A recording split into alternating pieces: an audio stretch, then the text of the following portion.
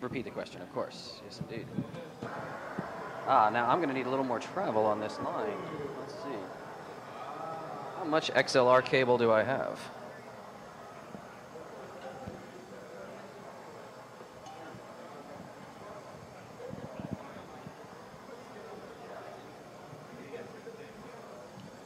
That is better. I don't think it'll go. I think we're okay.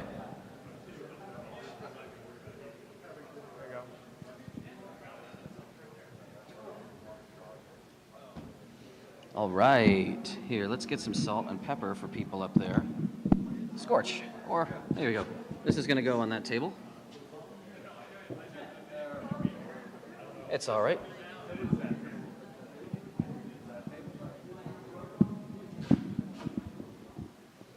Doing pretty good. Pretty good. A little sneak preview of what you're eating later is all that steak.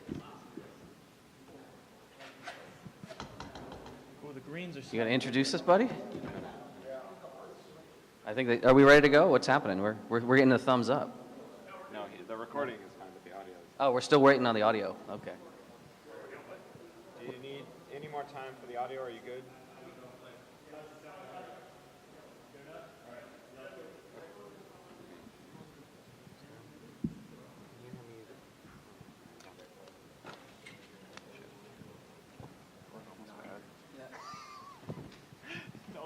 That was close. Hello, welcome. Just some quick announcements. If you're interested in the talks from the conference, talk to Todd near the end of the day. It is $40 for all the talks. Is that correct? $40. So the last talk ends at 5, and right after that he'll be making the copies of all the talks. After this is lunch, comically.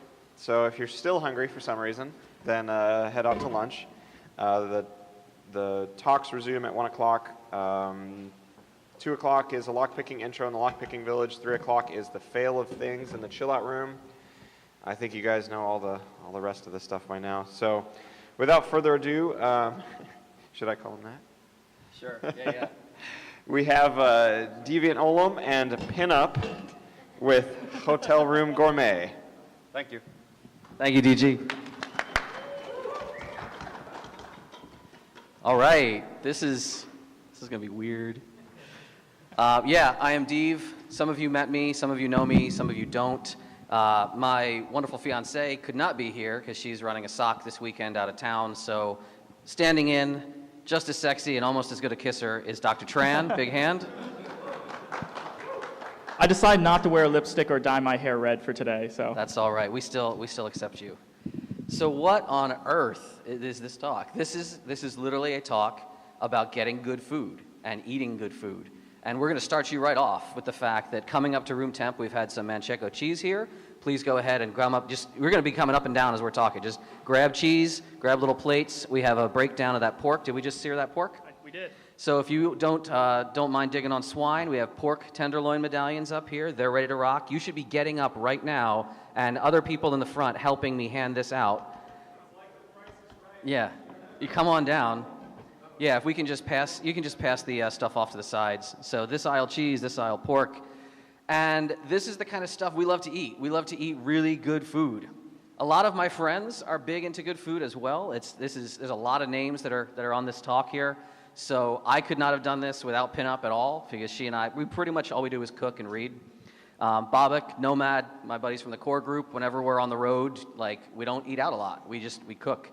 DG started my love of steaks, and he obviously started LayerOne here, like just letting this thing green light. He gave the thumbs up to that. Vis is in the audience somewhere, right?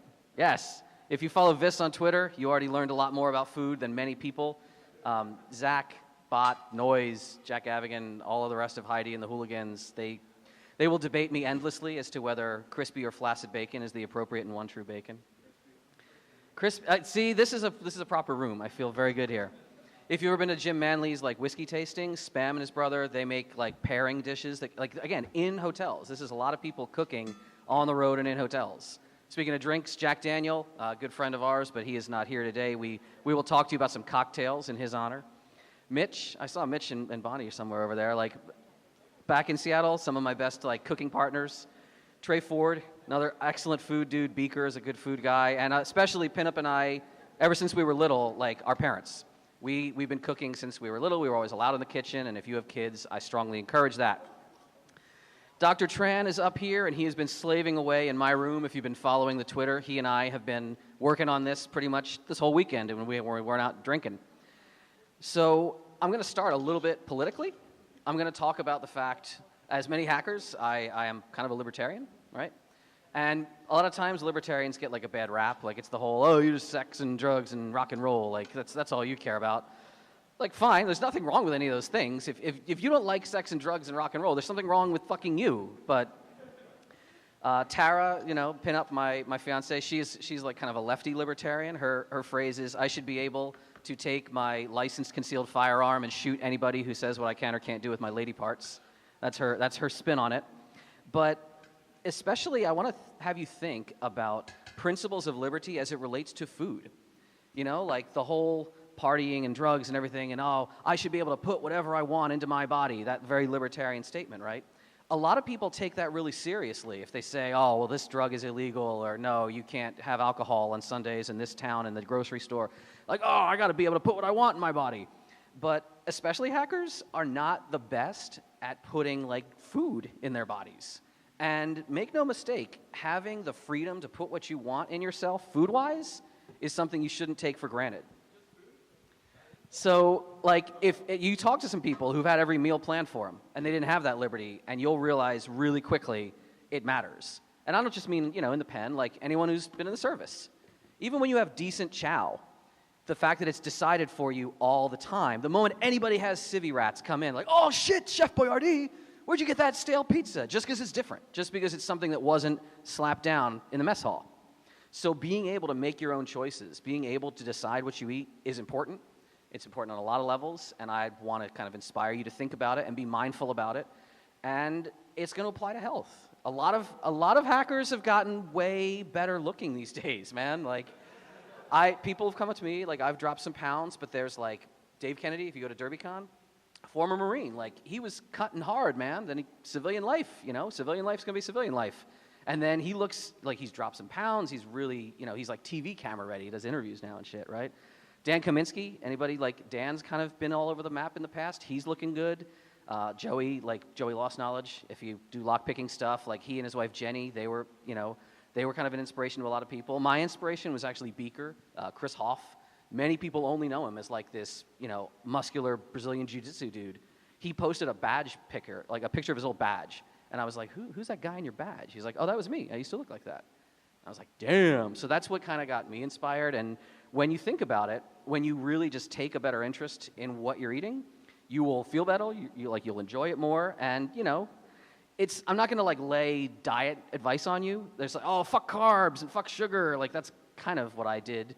But everyone's gonna find their own thing is gonna work for them. In general, if you're just doing math, like caloric deficit, that's one that like the Prez 98, Michael Shearer, he gave a whole talk at ShmooCon. He went from, what was it? Does anyone remember? He was like 415 pounds, and he is down to 180. And that was over the course of about 7 months. And he's like, it's just all caloric deficit. It's just mindful eating. And it's not fucking hard. It's not hard to have control. And remember, just being able to have that freedom to exercise that control over your life is something that you shouldn't take for granted, because maybe one day you're going to get too old and you just can't do it anymore. Or maybe one day you're not going to have the economic freedom that you might have with a tech job to be able to eat well. So I want you to think about that, and I want you to try it. Pictures of my house, Pinup and I, like this is kind of just how we eat. These are just our meals. None of these are hard. We just love to sit and cook together. We sit and cook and read by the fire and go to bed. Like, cooking is what we got. And every one of these, you'll see, like, there's a lot of meat that shows up. There's a lot of veg. Those are edamame noodles, by the way. If you want low-carb, high-protein noodles, you can have pasta. We rework a lot of stuff. So, like, previous meats from other meals. This is just a lunch one day, a little, like, squash soup and some meat from last night. A little chopped salad. Put little pomegranate arrows in your salads. It's going to blow your fucking mind. But I'm not just laying recipes on you up here, right? Like, I eat a lot of meat, and we're going to eat a lot of meat. How was the pork, by the way? Did anybody try it? Is it all right? Sweet. How was the cheese? These are not like all this stuff is just Costco and cooked in the room. You're going to do all this. So, you know, we've got a nice steak, we've got some veggies, we got some sweated leeks here. I love steak, and you will all eat a lot of steak during this talk. But be aware, like, steak is not by itself a meal. There's that old joke on the TV show Mad Men where they were trying to come up, they're advertising, and they're trying to come up with cocktails for, like, 7-Up was their new client. And they're like, how about this, 7-Up and vodka? Rocket fuel, jet fuel, rocket fuel. And, you know, their boss, she's like, yeah, that's okay. I'm coming back and I want 10 drinks, and they all have to have 3 ingredients. Two ingredients is not a cocktail, it's an emergency. So, like, steak is not a meal. This is good, but this is not a meal, right? This is a meal. Adding a little bit more to it, adding a little more to the plate, having some other colors. This is, again, getting back to health. You will be more satisfied when you eat. Many of you might know this. The more colors and textures are on your plate, you're going to feel fuller sooner. I'm trying to change the way you're going to enjoy your time in your kitchen, man. If you don't dig on chow, like, steak, tasty, not a meal. Steak, some carrots, instantly a meal. Easy to make. Most of all, though, share food with others. And that's why I'm really thrilled that you're here today, and I'm really thrilled that we're going to be sharing food with you this whole time, because if you're with friends, you're going to like it more, you're going to eat more slowly, and you're just going to feel way more satisfied with everything you have.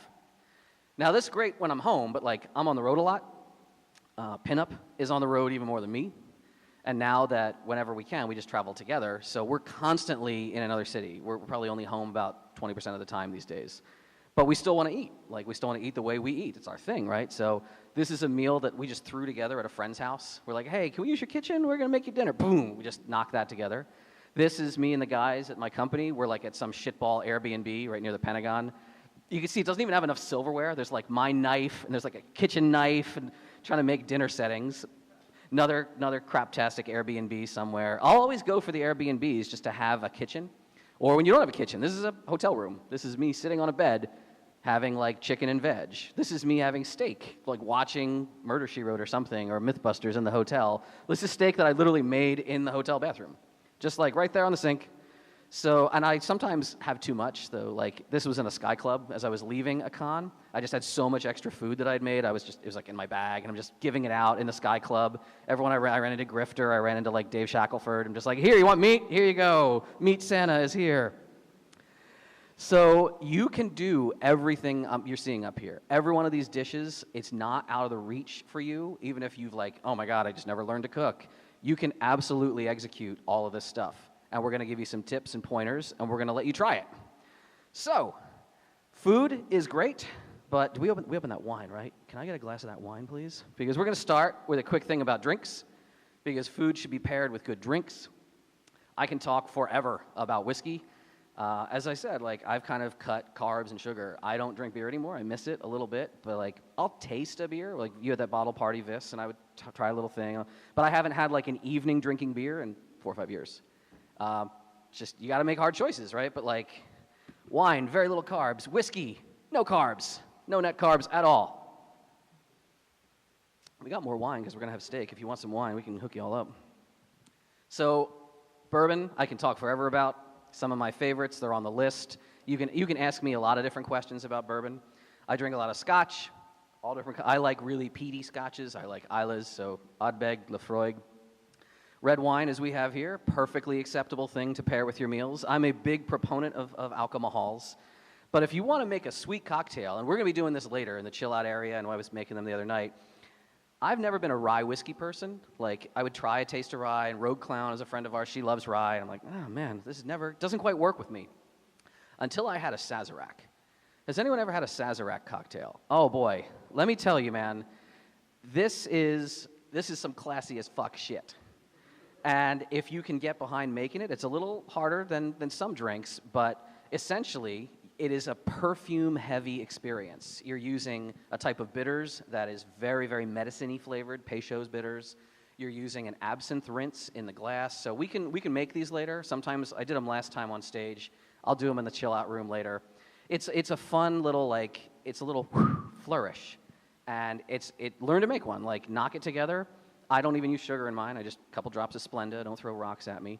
But it'll knock you on your ass. It just blows your taste buds away. Learn to make a Sazerac, and you can just sit all night long just sharing that with others.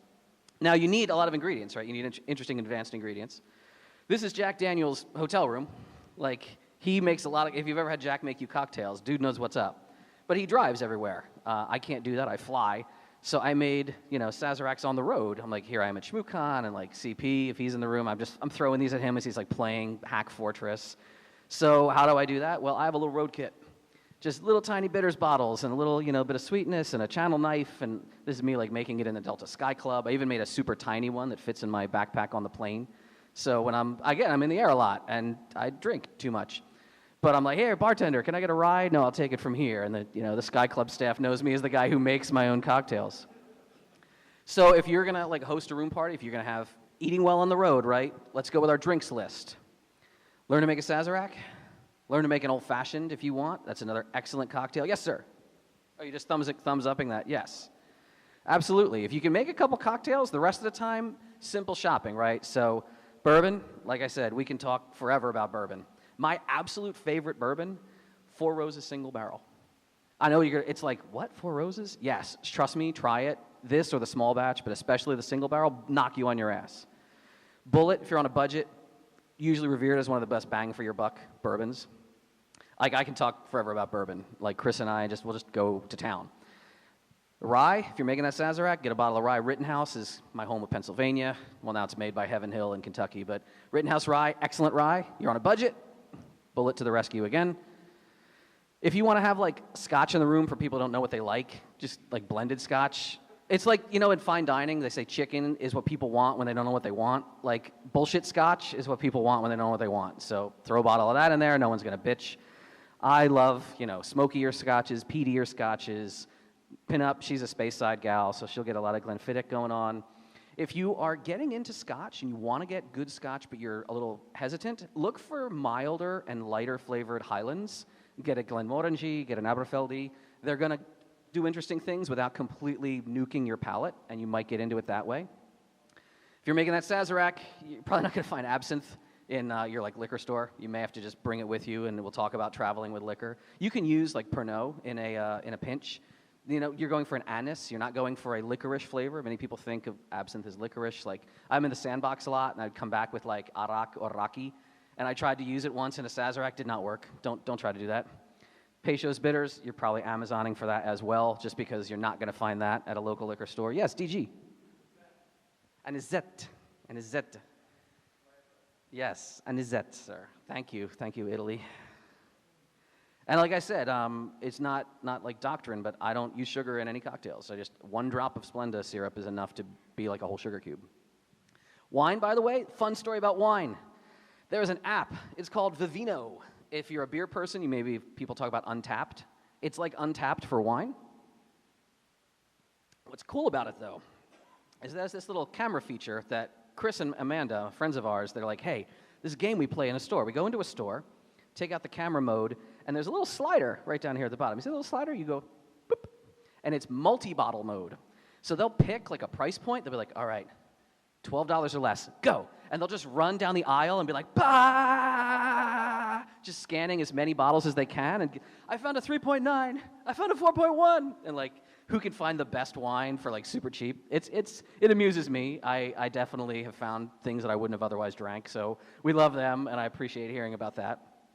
Traveling with this stuff, by the way. So buying wine locally, sure. But if you want to travel with it, there are these products. They're called Vinolock bags or Wine Wings bags. You can find these online. I've never had a bottle of wine or liquor break in my luggage. They're super cheap. They're really useful. They're double seal. I love these.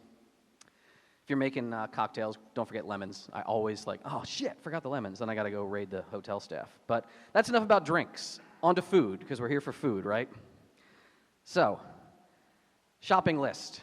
I'm going to put all the slides up online, but this is what we do every time we bomb into town. We hit a grocery store. First thing you go for, eggs. Oh my God, if you want to just live cheap and well on the road, like you're trying really hard to be healthy, you basically can do it on eggs. Eggs and whiskey is I can live on that. Does it matter if eggs are brown for health purposes? No, it does not. Many people, the brown eggs, they're so good for you. No, what the chicken is eating determines that. What does matter, I'm not going to get too hippie on you here, but I go for organic eggs when I can. Organic does actually, in my opinion, taste better. It is more healthy in some ways. That is the only regulated term on a carton of eggs. So like free-range, grass-fed, college-educated chickens. Those are all like, none of those terms are legally enforceable. Organic is the only thing that really matters if you go for that. You were saying about how people get way into their organic eggs, though, right? They're like, well, look at this egg that I made, and it looks better, right? Yeah, there's a lot of myths out there about how you can tell whether an egg is organic. You'll sometimes see those memes on the internet where they point out how the egg yolk is slightly gray or green, and, oh, this is how you can tell. That's complete BS. It just means you overcooked your eggs. Yeah. And there are a lot of, if you like really are getting into your food sourcing, there are a lot of tiny farms, maybe where you live, that could be producing organic eggs, but so many small like farmers, they can't pay to have the certification. So, wow, I am a Philadelphian who's definitely a Seattleite now. I'm talking like a more Northwesterner. Like, yes.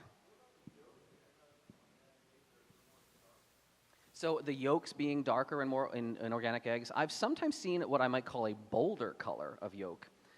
Again, I think a lot of that is more dictated by what the chicken is eating. In many cases, it's going to be a better food source in an organic egg. Yeah, I think it has to do with the diet of the chickens, because when I lived in Europe, the yolks were actually orange, not yellow. And I think it's just the way they raise the chickens and what they feed them. Steak. Buy a lot of steak. I eat a lot of steak. I always buy ribeye. End of story, because Pinup's not up here to disagree with me. Fuck everything else. Dairy, like, I don't avoid dairy. I will definitely eat, like, full-fat Greek yogurt whenever I can. Because low-fat yogurt, if you actually look at it, there's just more shit in it. It's more sugar usually in a low-fat yogurt, so I'll go for that. Cheese, I'll eat plenty of cheese. Cheese is not bad, no matter what you were told when you were little, I think. And by the way, it could change your life right here. Irish fucking grass-fed butter. If you have just, like, bullshit butter in your house, get it the fuck out of there, dude. Oh my God, the flavor of this, in fact, what we're going to finish the steaks in is a clarified version of this, and yeah, it's going to knock you on your butt. So again, like, we're in a hotel. You can usually get a fridge. You're going to need that for some of this stuff. How do you get a fridge in a hotel that charges? Yes, well, somebody said diabetes. You could just say, I have medicine that needs to be refrigerated. They're always going to think it's insulin. And they're like, oh, we'll send that up. I'm like, my assistant didn't book this the right way. Like, and like, if you have a complete shitty hotel, you can make a prison fridge. Like, drape a couple towers over that. It'll work. Yeah, it'll do the job. That's just fine. You're only in town for a few days. Fruit and veg, sure. Keep you regular, get you some fiber. My main thing is avocados. How do you tell an avocado from an avocado in the store, right? Because you want nice green avocado. You don't want this brown bullshit.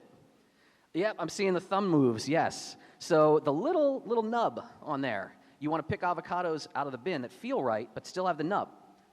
Pop the little nub off, it's like a porthole into the avocado. Bright green underneath means the avocado is bright green inside. Brown underneath means you're getting brown on the inside. Giving you pearls here. Yeah, avocado, paprika, salt, pepper, maybe a little McCormick seasoning, like bam. Another mind blower. Dump a little bit of that Greek yogurt in the middle of the avocado, and then just like, that's the sound of the erection striking the table that you're sitting in front of. Absolutely. Salt, pepper, lemon. Yes, sir. Yes, anything spicy. So I'll use like spicy peppers and things. By all means, like this, again, you will change your mornings, man. Fuck shitty breakfast. Avocado. Fruit and veg, yeah, who cares? Sometimes I eat them. I don't as much anymore. Like, bananas are stupid cheap for geopolitical reasons of history, but they're also kind of sugary. If you have a microwave, I love me some frozen edamame. Big grain sea salt on that. Oh, yeah. If you have a stove, like maybe you're in an Airbnb, or maybe you travel with a stove that we'll talk about, get some veg. You can knock that out. Get some aromatics, too. Like, we'll use a little onion and things that we're making. We have steakhouse mushrooms up here. They were made with onion and garlic. And wine, that's right. We did a little deglazing with the wine. I don't do a lot of packaged goods shopping when I'm on the road, really. Like, maybe I'll get a can of, like, fish, maybe some Epip or Quest bars, nuts. Nuts are kind of healthy. But if you've ever heard of, like, shop the edges of the grocery store, that's how a lot of, the times Pinup and I hit a grocery store. So already, without even, like, cooking, we're eating better than most people can on the road.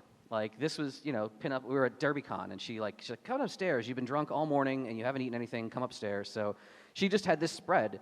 And again, just like the visual, right? Different colors, different textures. I just cried when I was like, oh, my God, this is why I'm marrying you. This is just lovely.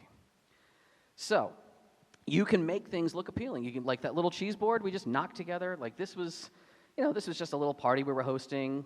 Spread out the avocado, spread out the cheese. This thing was like decoration in a hotel room that I just dumped whatever was on it and wiped it off. And I was like, yay, room party, right on. Make cocktails, have nuts. In the grocery store, I do recommend, by the way, that you get some paper towels and things. I have had hotel rooms that look like back alley abortions have happened in them because I didn't have paper towels. So I feel really bad for those towels. If you have an Airbnb, don't forget the Cascade. Use that dishwasher that you're paying the extra amenity fee for. But this is pretty much it.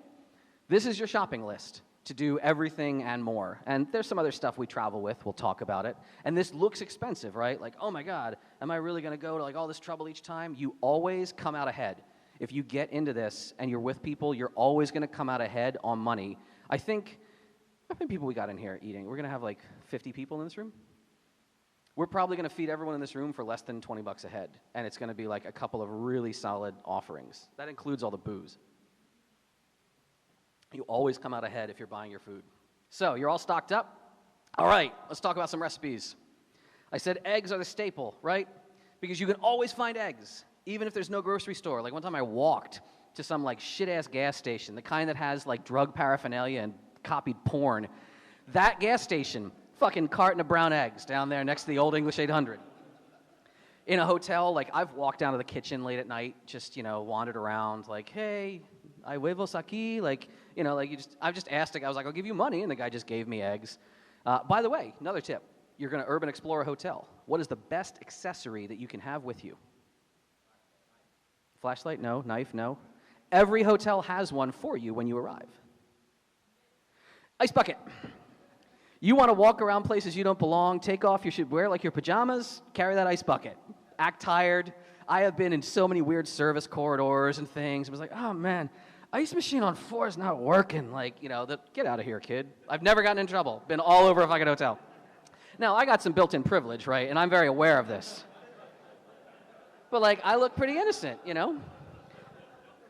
Take off your shoes if you're in a pinch. I was in an elevator machine room once, and because why not? It was late and I wanted to explore, and I could hear outside the door radio squelch from security because I must have hit a door sensor, and I was oh shit, this is not going to go well. And they're they can't get in because they don't have keys to the elevator room.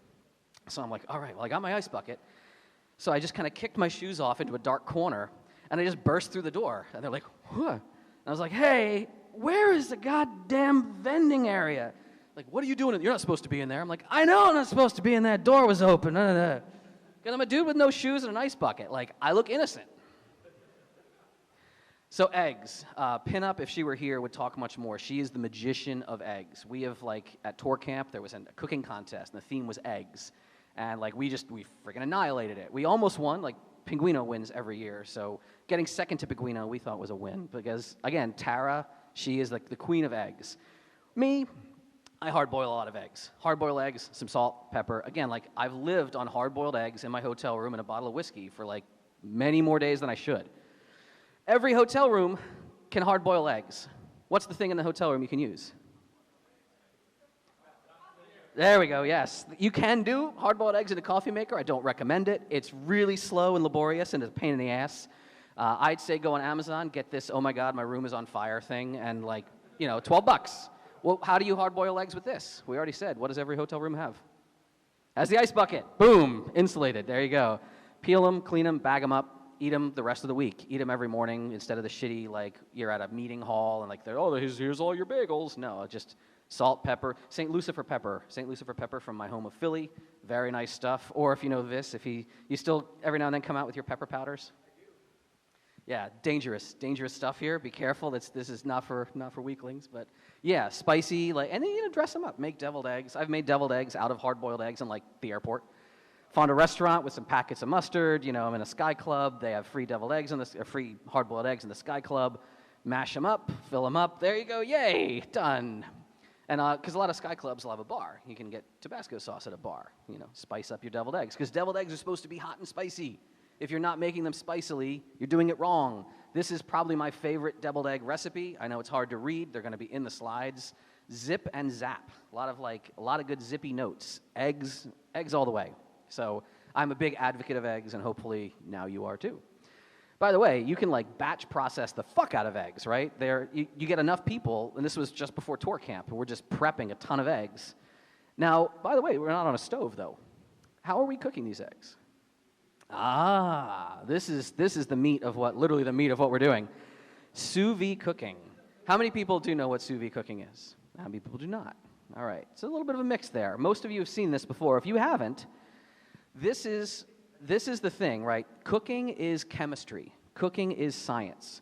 At various temperatures, certain operations will happen. Certain chemical reactions will happen to your food. Now, when you are cooking, think about like if you could set, you're like, I'm going to set my oven to this amount of temperature. Yes, you're going to get this particular operation, right? So this is, bone collagen becomes soluble at 136. But you're also going to get all of these operations that became at a lower temperature. You get up to that point. And if you change to a different temperature, you're going to get all of these operations. And this also applies across time. The longer you run, certain operations of chemical reaction will run longer. What's hard in most types of conventional cooking is precision. So for the longest time, humanity would just like, I got this meat, I want to cook it. All right, put it over fire. Is the fire anywhere near the spectrum of those temperatures I just listed? No, it's way effing hotter. And the heat is going through air to get to the meat. Is air a good conductor of temperature? No. This is a really inefficient process that's going to burn one side, blow out the moisture. Like, it's very easy to overcook food in conventional means. You wind up with, a piece of shoe leather. Now, Industrial Revolution and processes, we do have metal cooking implements. But, again, you're exposing the food to a much higher heat source. Now it's going through the metal, which is metal a good conductor of thermal energy? It is. But the heat is still way too high.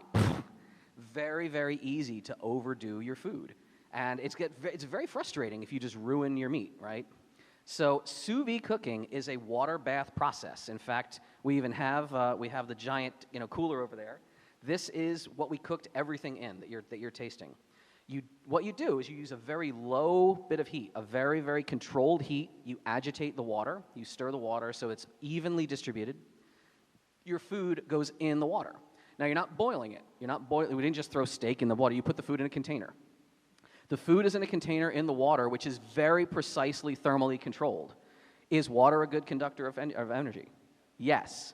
The food will hit a temperature, stay at that temperature for as long as you want. It's like magic. It is like the most magic way of unfuck-upable cooking. Now, it takes longer, so that's the thing you just have to plan for, right? But if you got time, like you can read, you can fuck right off and leave. Like, the meat is just going to do its thing.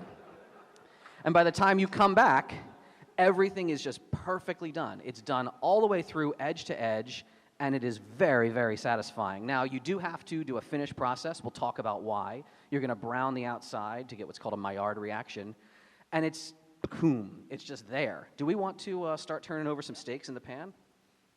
Hopefully we won't set off any smoke alarms here.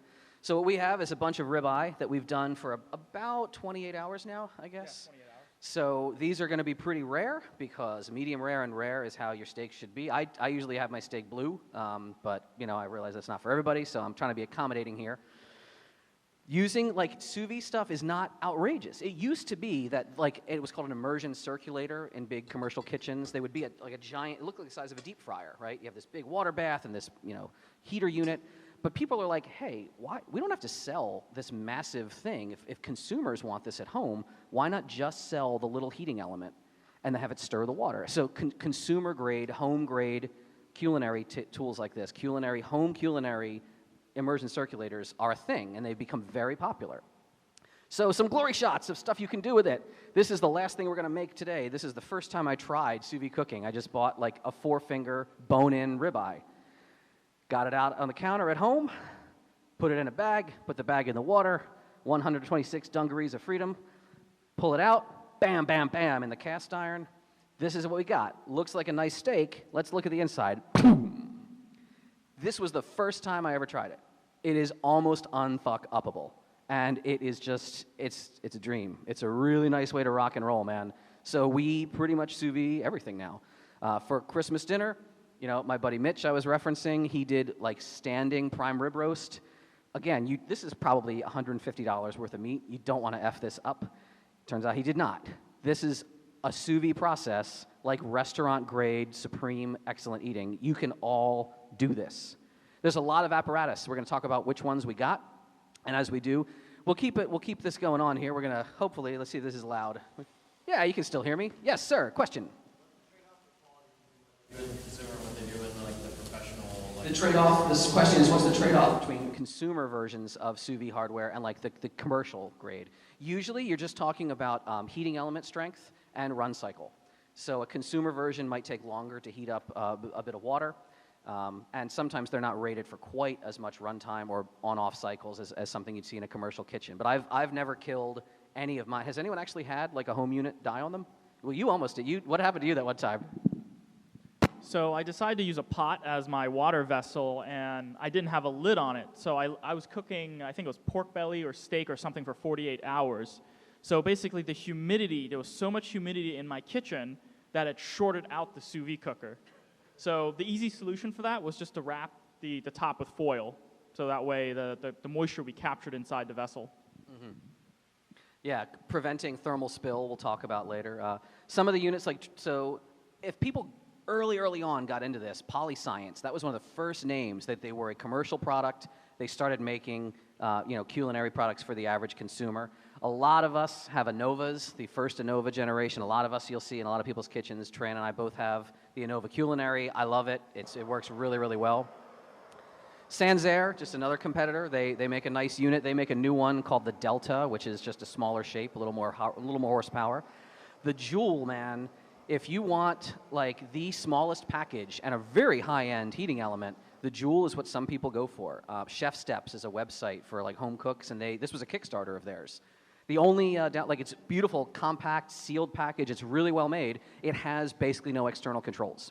It's only controlled via an app. So if you're okay with that, it's the smallest one.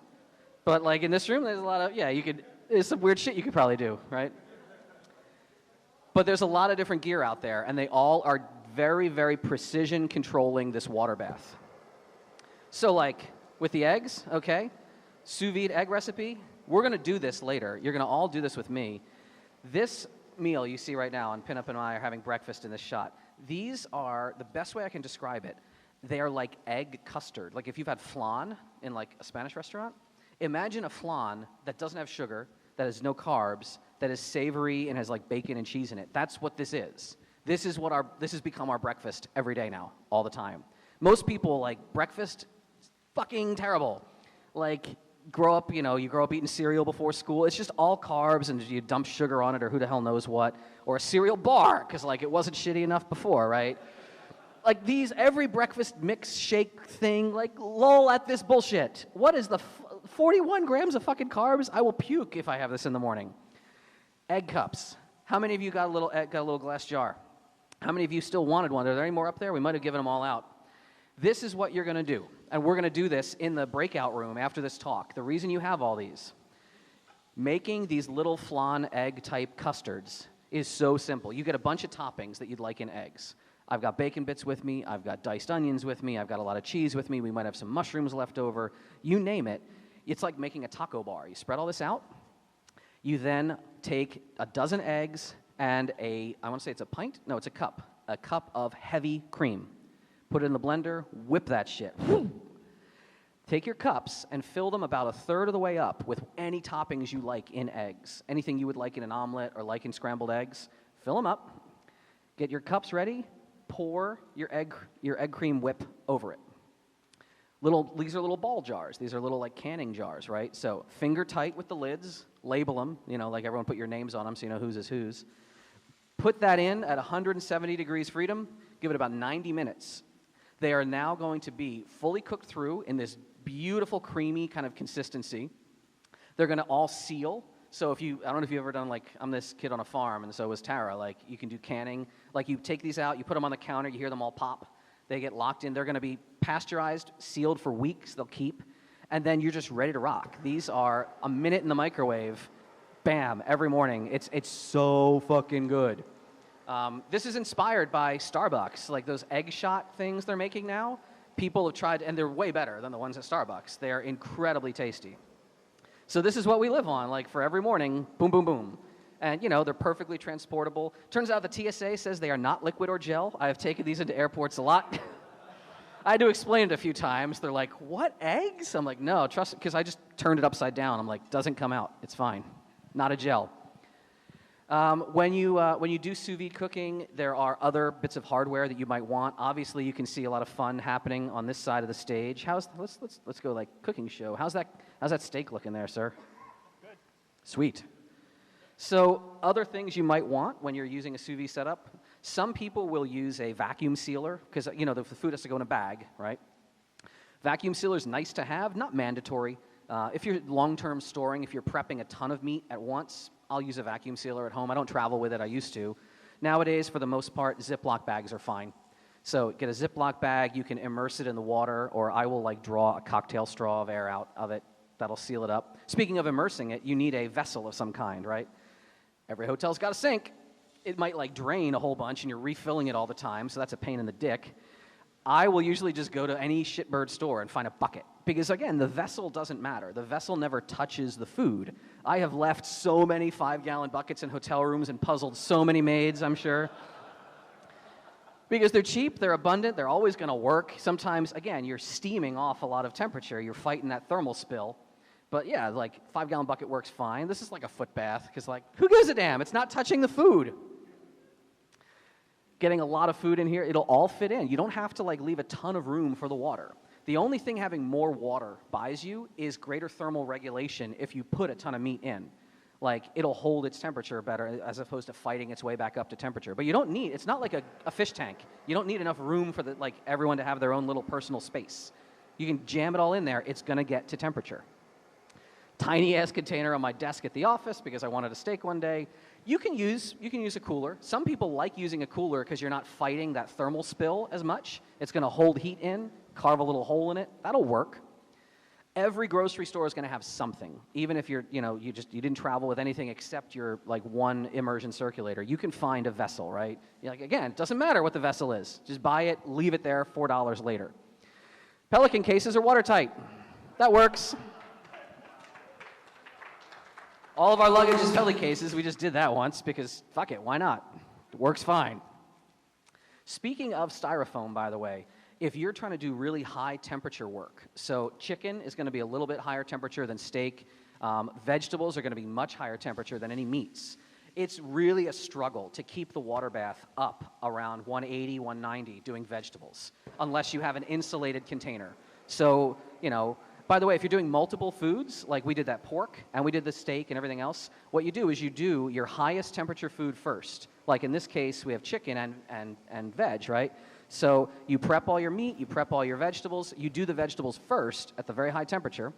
Then once they're done, all right, it's been 90 minutes, throw some ice cubes in there, bring it down to meat temperature and start running the meat. Now the veg is just going to hang out. The vegetables don't care that they're in 160 or 140 degree water. They're cooked. They're staying warm. So you can stack your progress, and it's not going to overshoot. So, yeah, absolutely. This would have been chicken first, then followed by pork, then followed by all that steak. This is the chart. This is the chart of all charts. You will get this in the slides if you want later. You will dial in whatever you want to do. It is definitely executable. All of our steak here was done very rare. I actually do mine way down at 126, but it's fine. It's healthy. Because actually, if you don't know this, first of all, it's very hard to get sick from very good meat. Proper meat is going to be, are we going to start breaking these down up here in a minute? Yeah. Cutters, we need choppers. So if you have good quality meat, any contaminant on that's going to be surface contamination just from handling and packaging. It's not going to be in the flesh of the animal.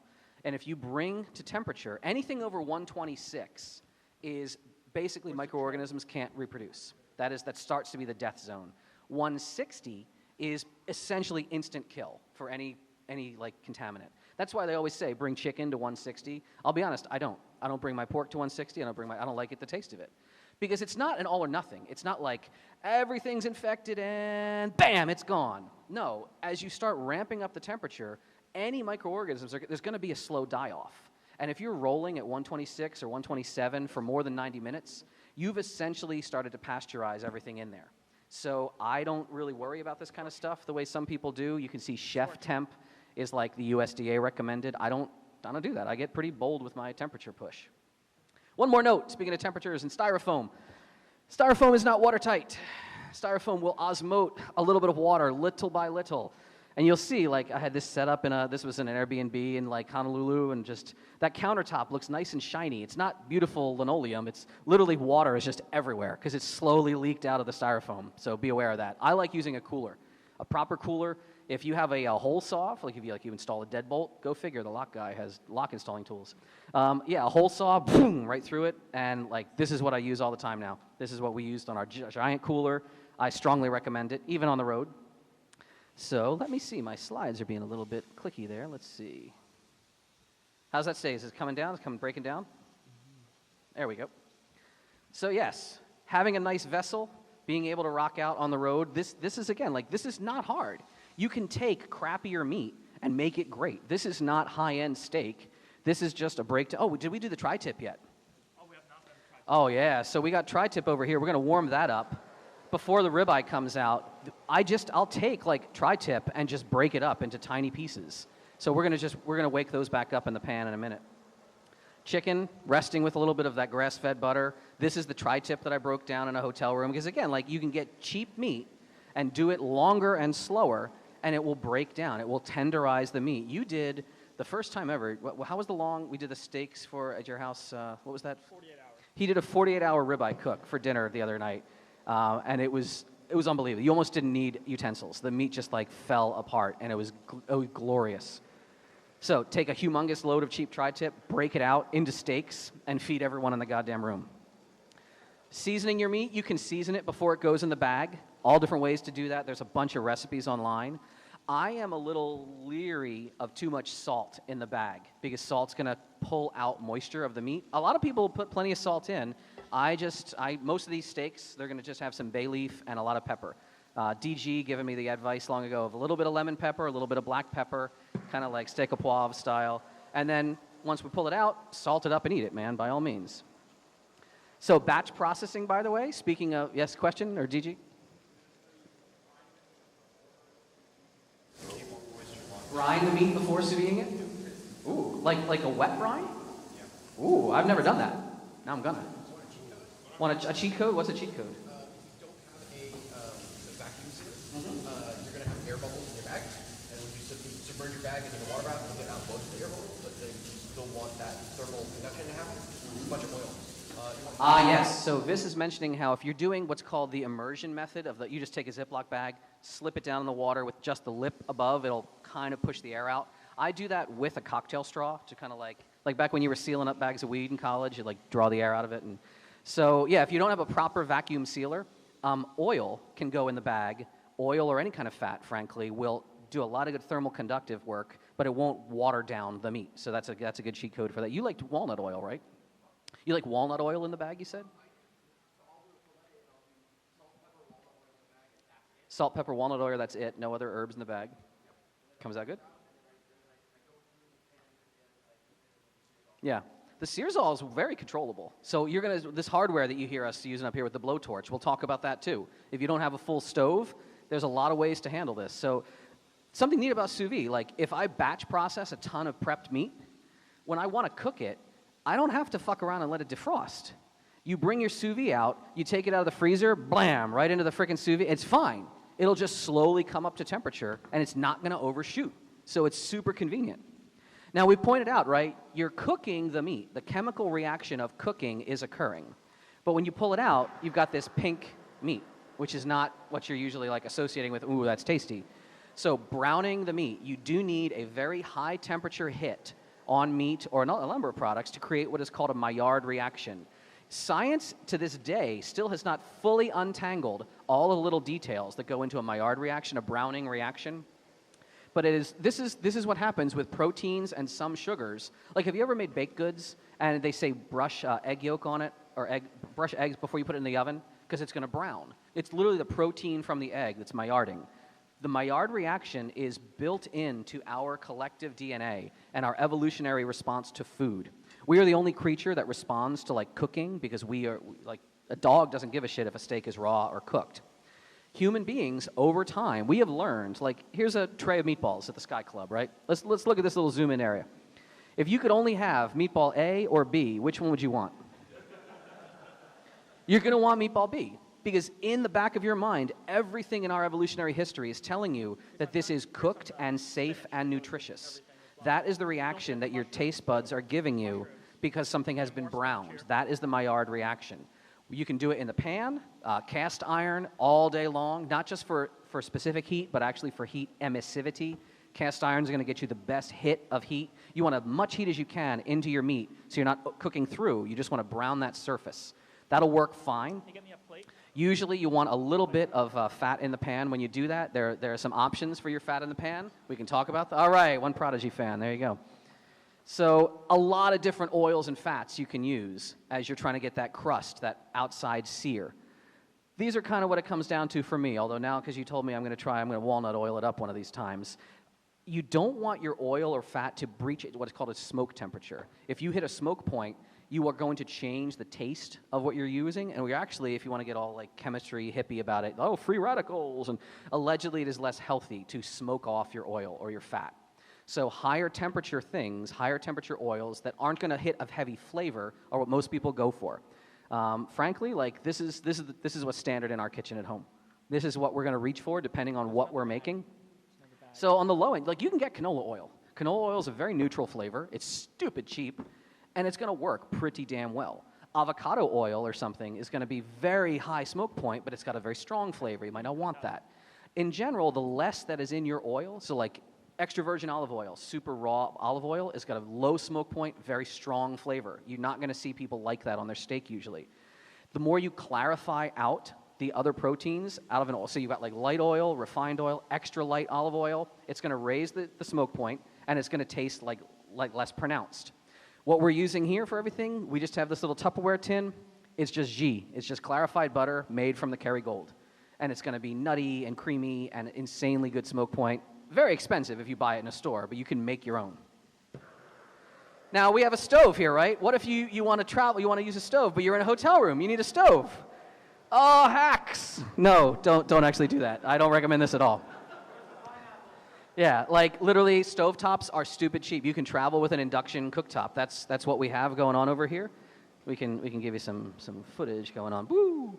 So Dr. Tran is doing both sides of the tri-tip as he's rolling. He's using the blowtorch on top of the cast iron, which is sitting on top of a little induction cooktop. Induction cooking is really cool. You're essentially, and someone who's like an EE is going to correct me, you're fluctuating magnetic fields in the ferrous metal. You're actually stressing the metal at a molecular level and causing it to heat up. So cast iron that I travel with always is going to get stupid hot immediately. It works really well. And if you have a stove, you can do like vegetables. You can brown them up nicely. You can, again, like this was a steak in a hotel room in South Dakota, sitting there with some people at a con, and I was like, hey, who wants meat? Because made that in 2 minutes. For finishing, if you don't want to travel with a stove and a pan and everything else, you can just use this flamethrower that we got up here, right? Not an actual, like, proper flamethrower. You want to use a little blowtorch. So what we have, this is called a Seerzall. A Seerzall is an adapter that fits on a small home propane torch. And it's just a big bell jar sort of head, it's just bell engine head. It just spreads the flame, and it's like you're painting a sear right across the meat. It's really fun to use.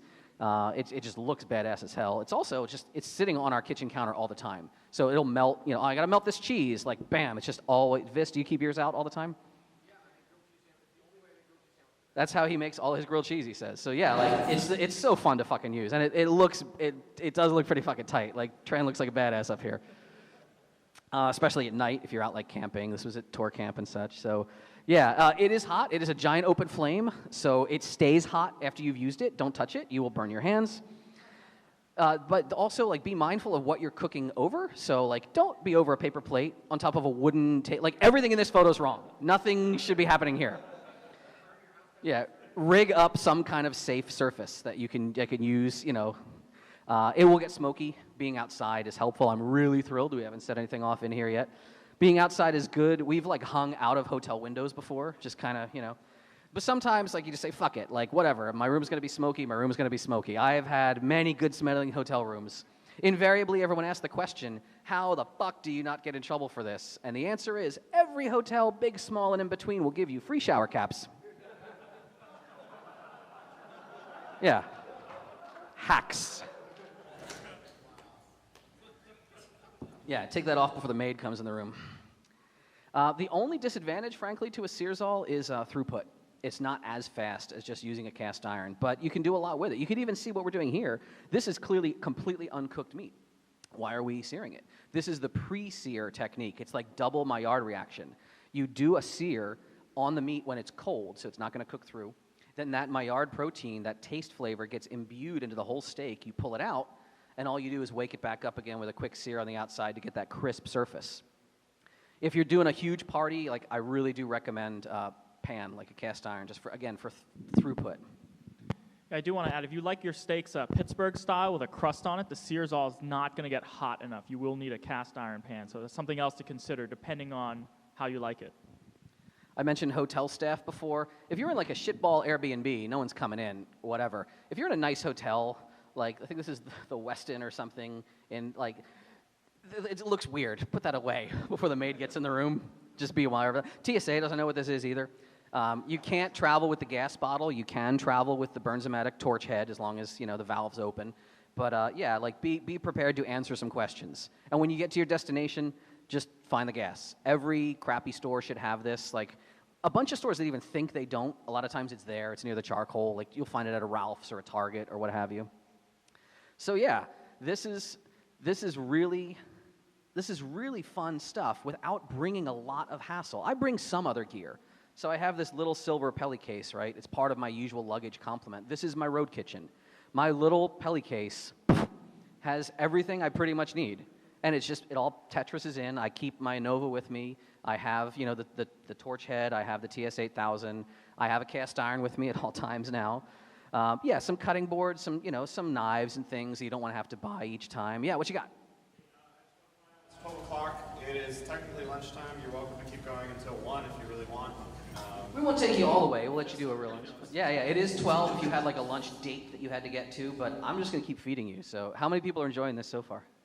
Sweet! Woo! Yeah, tongs and things, just stuff you don't want to keep rebuying that just fits in my bag. Yes, sir?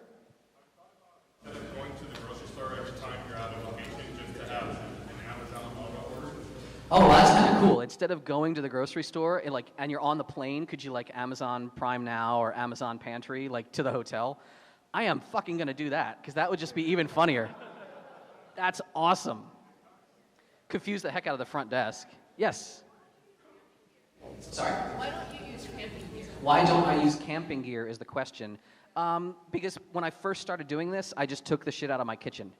And then now it just lives in this road kit. And yeah, for the most part, it's the camping gear, you might be thinking like a green pan, like green copper or something, like a lighter weight pan maybe. The copper pan wouldn't work on my induction cooktop. I love the cast iron for that. I also love that the cast iron is just effing undestroyable.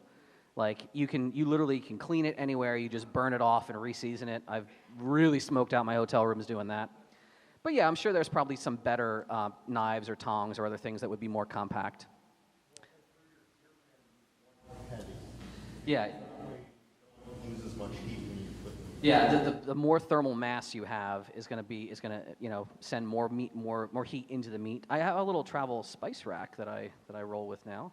This was actually a bitters kit that Larry Pesci from Paul.com made me, and all the bitters live at my house now, but I use the little binders to travel with all of my, because I hate buying a giant sucker of sea salt and then wasting it every time. So, I do have, that's getting a little bit nuts with the road spice kit. I have some oils and things because I'm not going to find weird, crazy macadamia nut oil or something at every shitty grocery store. The most fun thing, because I host a lot of parties at my hotel or at my Airbnb a lot, the best thing I bought was an LED light bulb. And the reason is, I'm down in some, city in Nicholasville, Kentucky, I'm out at Lockmasters or something, and I spread a bunch of, all right, going to get this food going on, going to have everyone from class come over. And you try to, tell people where it is, and it's no one's from this town, no one knows this neighborhood. I'm just yeah, get on the street, it's the house with the green porch light. So many times, everyone has found Deve's house with the green porch light, and it's giving you little tips here. In general, don't be afraid to do this. The principles overall are not, we did a bunch of crazy stuff up here. How many people have had there's piles of steak. Oh yeah, we're going to start sending that around again soon. You guys still have your plates?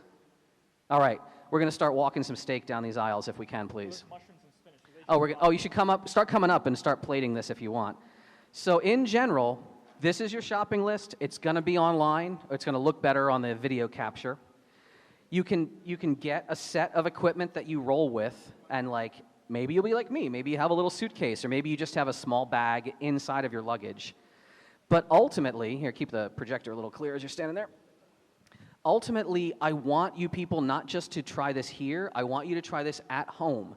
Food and food hacking and getting better at food is literally a game with infinite continues. Every time it's a new attempt. Every time it's a chance to get better.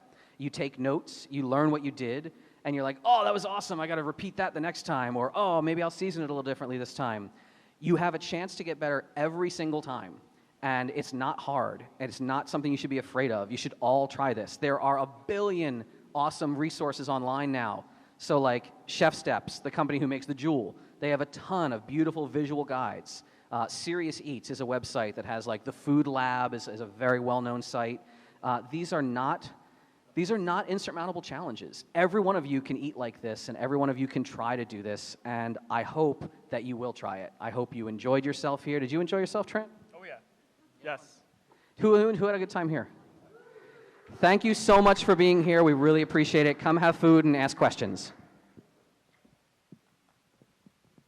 While we're in line, we can just keep doing questions while we're here. What's up? Yes, sir, I see you.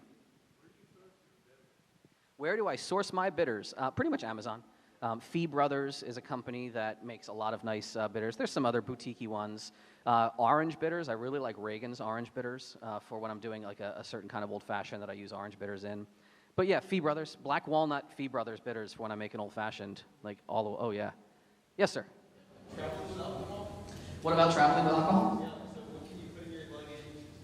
So if you're flying, traveling with alcohol, you're going to bump into the TSA's kind of thing. Although it's really funny, if you like know anybody who makes stickers, like I want hacker stickers or somebody to make a run of little dot stickers that just say TSA 3-ounce certified, and just put it on anything, like put it on like a flask that's this big, and just see if they buy it. But for the most part, no. If you're flying, I'm going to have a lot of my bigger bottles in check bags, and I use those Vivino Lock, Vino Lock or Wine Wings bags. And I'll usually roll into town with like a couple of bottles of whiskey just because I don't know what they're going to have at the local store. Hey, Scorch. Keep some In of a that pinch? for Dave and I, and yourself. That's cool. So he says a lot of liquor stores will have either smaller bottles or they will have just like small flasks or things, you mean? Yeah. Would you say shot bottles or shot bottles? Dave and I. And yourself if you don't have one yet. Oh, so yeah, buy a bunch of cocktail bottles and fill a TSA legal plastic bag. You can, yes. Although some airlines don't like it when you have your own liquor because technically they have a liquor license and it's allegedly not allowed. So like always order one of the thing you have a bunch of, and then it's like Zeus and the magic goblet. It just keeps refilling itself. I don't know. Amazing. Yes, anyone else? Who is going to try the little egg, like the egg experiment? Once everyone gets all this meat, what we're going to do is we're going to have everyone with your cups. We're going to spread out all of the toppings. We have tons of shredded cheese. We have bacon bits. We have the mushrooms left over, some greens. Everyone's going to prepare their cup. We're going to pour the egg mixtures into the cup. I think that just came up to temperature, didn't it? So we're going to slowly wheel this over to the chill-out area, and that's where we will keep your little egg cups. Come into the chill-out room in 90 minutes after they've been in. They'll all be ready to rock. Keep your forks or get a new one, and I really want to know how the little flan egg desserts worked out for you. Anyone else? Yes, sir. Has the hotel ever accused you of smoking in a room? Has the hotel ever accused me of smoking in a room? No, fortunately. Because like cigarettes smell like cigarettes, right? Meat just smells like meat. One time the hotel was like, yeah, we had there was like a question, what was going on in your room? I was like, oh, I came back it was in Austin. I was like, oh, I brought a bunch of barbecue back to my room. It must just be hanging in the air. And I'm like, kicking this trash. My trash cans look freaking weird sometimes. I haul trash out of the rooms and throw it out in by the ice machine. Because yeah, I should have put in some pictures of our trash can in this room. It's just covered with like mushroom stems and like meat styrofoam containers and yeah. Anyone else? Who does not yet own a sous vide, but now thinks they might want to buy one? I get a lot of tweets after this. I gave this talk once before at CarolinaCon, a preliminary version of it, and like 3 or 4 people literally were showing me photos the next week in their kitchen And I love that. I love that people are trying stuff that's new. And think of it that way. Think of it as you can always try to be better. I love that infinite continues idea. And also that time Anova tweeted to you because of... Yeah. Oh, yeah. Once this talk goes online, Anova Culinary, like Anova is on Twitter. Everyone should be mentioning Anova. If you took photos here, like definitely they'll get a kick out of that. Anyone else? Yes. What? Yeah, you're very welcome. Thank you very much. Thank you again for being here. If some people had to leave, but yeah, you had a question. Just the 12 so a really, really cheap way to do sous vide is like $8 Amazon butter. Okay. So like doing a manual, yeah, you can manually do a water bath process, as the gentleman says. You can just, if you're monitoring the temperature of the water, and it helps if you agitate it a little bit, but water is good at self-regulating itself. If you just check your stove out and kind of touch it up, touch it down, the bigger your water vessel, the better that's going to withstand. It's going to withstand those swings. Absolutely. Yeah, it's the most unfuck-upable way of cooking. How much steak we got left? Oh, we still got a lot of steak going on. Is this ours? Can I have some? Oh yeah. Mm-hmm. Anyone else? All right. Oh, yes, sir. Go ahead. With your cast iron, I know you're using a flash, but ones with the grill, can you run it in the you just go brown? So you're saying a cast iron with a contoured surface? So will a cast iron still brown effectively if it is not a flat bottom? It will brown less effectively because you're getting less direct contact into the meat. But I think, again, when the meat comes out so tender, I bet it's going to make good contact. I think it depends on the cut of meat, how soft it is, and also how tall the contours are. I usually avoid those types of pans because I like the flat surface area.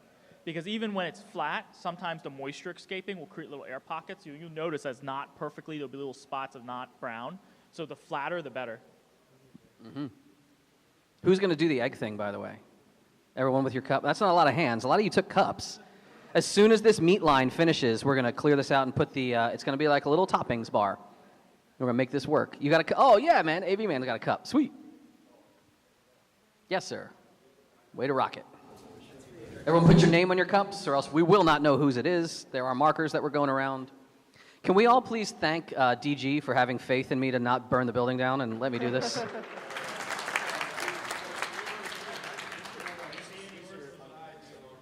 He says it can't be any worse than what his own staff and he does to this hotel, right? No, that's not on camera. We didn't just say that.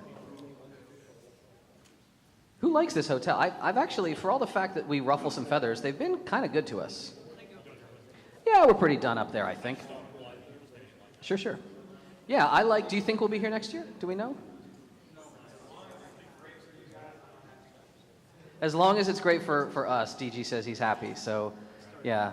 I've been enjoying food with this guy in various hotel rooms and his apartment for a very long time, and it has seriously upped my game. Fuck carbs. Nope, no pasta. I will have edamame pasta, which as an Italian you will not allow. You're okay with that? All right.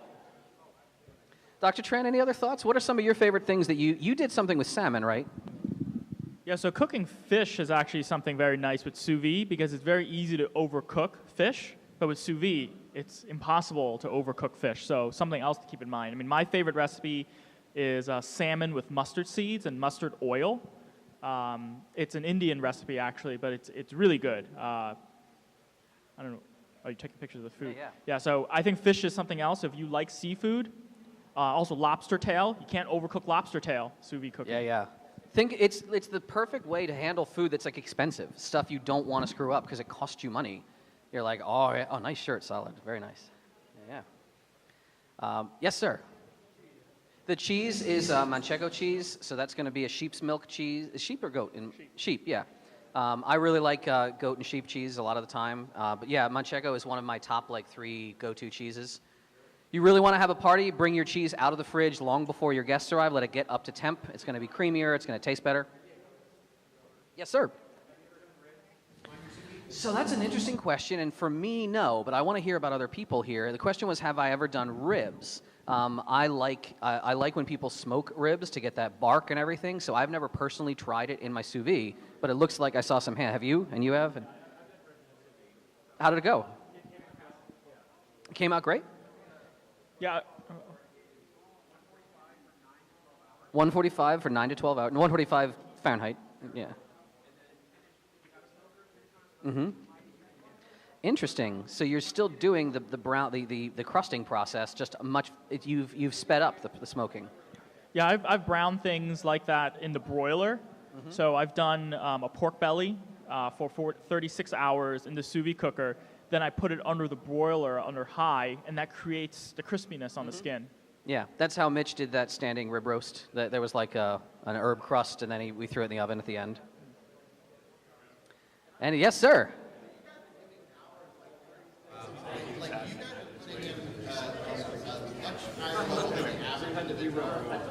Yes. So the question, he's saying, we're throwing out cook time numbers like 24 hours, 36 hours, 48 hours. You definitely don't have to do that. Most of the time when I'm having sous vide meat, like it's going to be 90 minutes to 2 hours, depending on how thick the steak is. I don't do that. Enough. My minimum is 24 hours. Well, once you've tried it, it will be different. In fact, the Food Lab has have the photos on the web of like, this is the meat at different temperatures, and you really see it. It starts really breaking down and denaturing all the proteins. It's incredibly tender, but you don't have to do that. You're not like over a stove the entire time. Yeah, it's doing its own thing. It's just sitting there. Those are the ribs. Ooh, goddamn. Nice. Yeah. Man, that is freaking gorgeous. All right, the meat line is coming along pretty well. I'll get mine in a minute. How's the steak going? What's up? How we doing there? Is it good? We're almost out.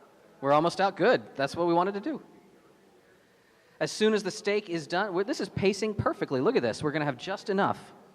As soon as the steak is done, we're going to move things around, and you're going to do your egg cup stuff. Is there more? Oh, I'd love a piece of cheese. Is there more cheese? Oh, that's all right. You have it. You have it, brother. Damn. What's the here? Tell people what you put to the ribs when you do that.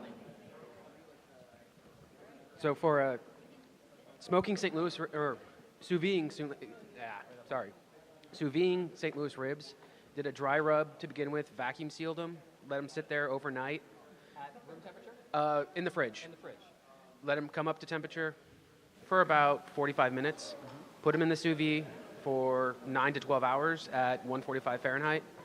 Pull them out, pat them dry, throw them on the smoker anywhere between about 400 and 450 for 20 to 25 minutes total. Nice. What kind of smoker?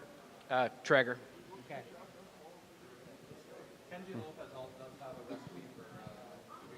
Kenji Lopez? Who's that? Is that a website? Oh, Seer. Oh, okay. Yeah. So he has a recipe for ribs. Okay. I've been reading the freaking guy's website. Don't know his name. Shit. All right. Last of the meat is happening, and then a couple of my helper staff. Can we look into this box? We're going to spread out the cheese. We're going to spread out the bacon bits, just and let people start. We'll make another line with your glass jars. We're going to make the egg jars happen.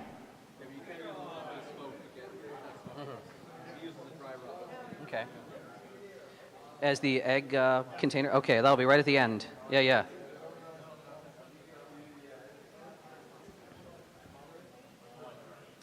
It'll be right behind. Right, you'll be the first one in line. Yeah. So we have our Target bags. Those are the trash bags. We'll just dump all of the. Oh, is there more wine? Oh, thank you.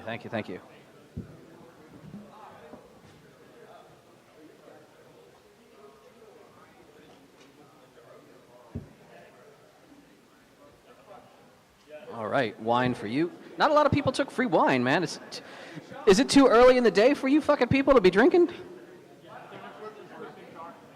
Yes, sir. What's your question? Do you ever use a cool hand pan? The opposite methodology of having a nice, heavy, big beefy pan. It's super lightweight.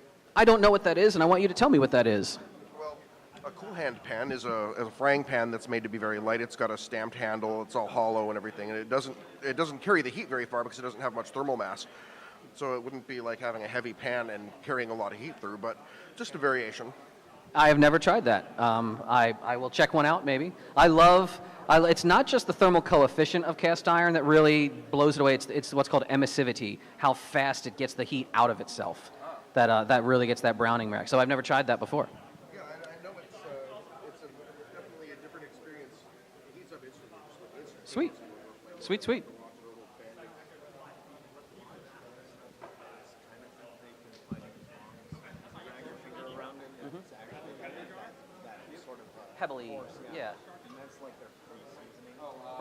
really want it to be as smooth as you can. Yeah. So we started polishing from and then just Reseasoning it. Yeah.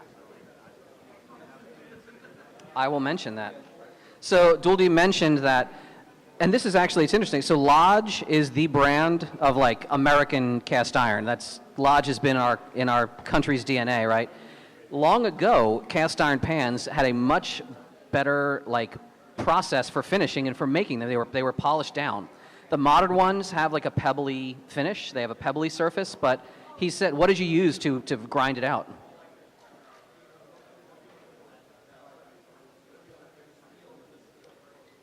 Like a steel wire polish? Okay, so he actually ground out his finish to get to that the flatter surface the better, and then he just because seasoning a cast iron, all you're doing is polymerizing a layer of oil onto it. So at the molecular level, oil just gets embedded into the surface. You had a question, yes? No, I am not. I'm a Philadelphian living in Montana, then Seattle. So now when I'm home, I'm in Seattle, but I really live in Seat 2A. Not on me, but my Twitter is just Deviant Olaf on Twitter, so DEV. What? Deviant at deviating.net is also going to work. Deviant at deviating.net. .net. Deviating.net. DEVIATING. Yes, deviating.net. And I promise these slides will wind up on deviating.net very soon. Say that again, sir. I don't know. We'll see. So yes, if you are, put the herbs up here too. Oh, you got some? Good. Thank you. So we got the egg line coming up. Seasonings are good. The egg mixture already has salt and pepper, but thyme, oh boy, I recommend some shakes of thyme. Thyme goes very well with eggs. We have some little chives, hot sauces. You can put a couple of hot sauce. Here, you can put that next to the other one there. Even though green hot sauce is the way to go with eggs. Yeah, by all means, get about a third of the way in your jar with all of your seasonings and toppings. And then we've got this big blue picnic container thing. You're just going to egg mixture almost to the top, till about ½ inch to the top. And then when you tighten your lid, finger tight. You're not torque wrenching it. Finger tight. Question. How do I peel my eggs? Excellent question, because goddamn, that sucks a lot when you're trying to make hard-boiled eggs. The best trick you can do, and Serious Eats, like they did a whole article about this, about the right way to do. The best thing is use slightly older eggs, if you can. Eggs that are a week old, they're gonna pop out much better. Nowadays, though, the real hotness, like right after everyone's buying their Anovas, there's something called an Instapot. It's like a modern pressure cooker, like pressure cookers, not just for terrorists anymore. The Instapot is like a heat pressure steam process, and people say that the eggs practically leap out of their shells once they come out. Pork shoulder in an Instapot?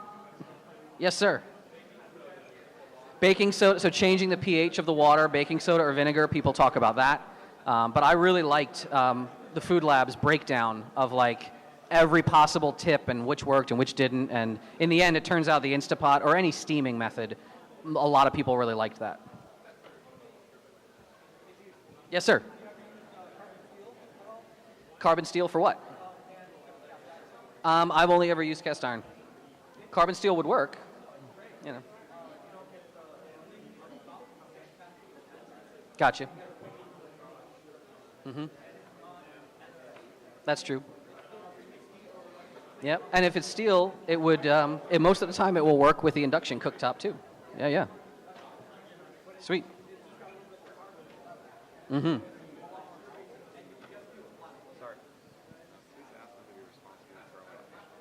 Yeah. Just a reminder, be responsible, throw away all the trash, all the plates and everything, because we're not supposed to be eating in here, I think. So it looks like we're getting ready. Oh, you're even dicing up the onions and everything. You guys rock! Oh my, can I please have a huge hand for my helpers, from everyone from Scorch, Geo, Sunshine. Thank you so much. I just like pressed them into service on this one. Love you both. Love you all. Thank you. And definitely, if you got like, I was up here, I couldn't see all the fun. If you got pictures of anything, like please tweet at me. I want to see how this looked. So yeah, throw shit at me on Twitter. Almost ready to roll? Almost. It's okay. I am so thrilled that everyone stuck around. You enjoyed this? Really? This was cool. Yes, sir. I see a hand. Were there any concerns about the plastic container leaching anything? Excellent question. I should have pointed that out. So the gentleman says, with the higher temperatures you're running, especially like veggies, right, is there concerns about plastic deformation? There's two types of concerns.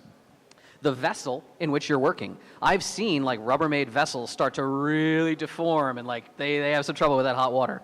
That's why I like the cooler. But I think more to your point, you're thinking about the container vessel. When you buy Ziploc bags, buy freezer bags. Freezer bags have a much, they're usually more mils thick, they have a better seal. Yeah. If you're using like the food saver bags, which by the way, if you have a food saver, don't buy food saver bags. Like it's like the ink cartridge model of fucking pricing. Go on Amazon, look for food vac bags, and it's like the same company that's made. It's for like pennies on the bag.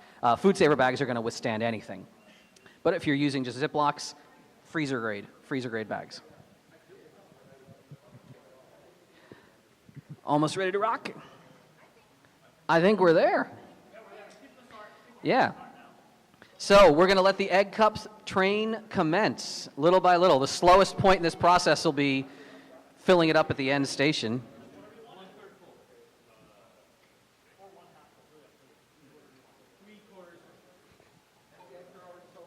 The egg mixture does have salt and pepper in it.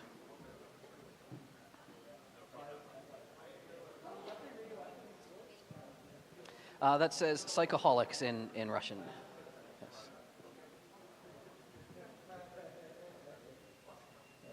Ooh, what was that? What we can do is we can stop this right now and just lift the lid so they can drop right in there.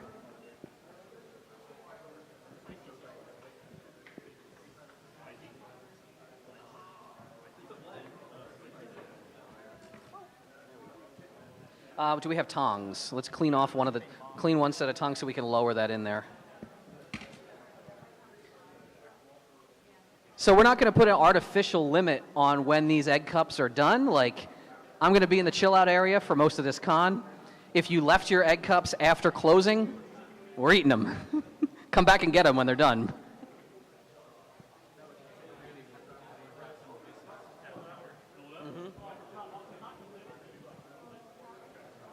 So did you make a couple big ones? Oh, nice, nice. Thank you, man. Thank you. I got to get some pictures of this happening.